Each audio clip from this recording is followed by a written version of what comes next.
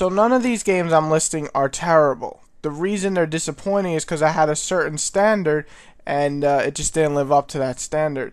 And besides Persona, which I thought was terrible, everything else here is at least decent or good. It just wasn't as good. Like Fight Night, for instance, I put there. I thought it was great in some aspects, but I should have been amazed like I was with Fight Night Round 3. It just didn't amaze me at all. Anyway, the game that wins the most disappointing is Prototype.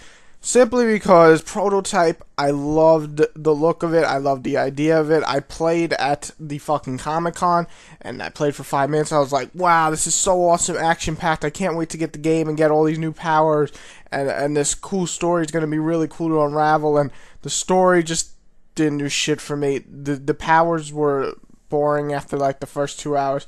Just the whole game was just boring. It just didn't do anything for me. It had some cool moments, had some cool powers, but as a total, it just didn't live up to what I wanted. It didn't have a good story.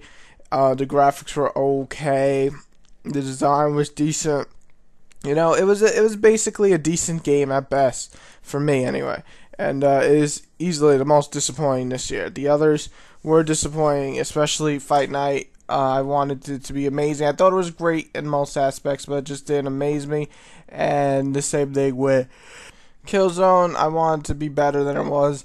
It didn't have a good story, really. You know, a good story for war. Look at Call of Duty Modern Warfare 2. Overall, Killzone was just a disappointment. The controls were whacked and shit like that. But it was decent. I had a good time at times, but it just didn't live up to what I expected when I played the demo. So overall, you know, I'm disappointed in every game I listed, but by far the most disappointing game of the year is Prototype.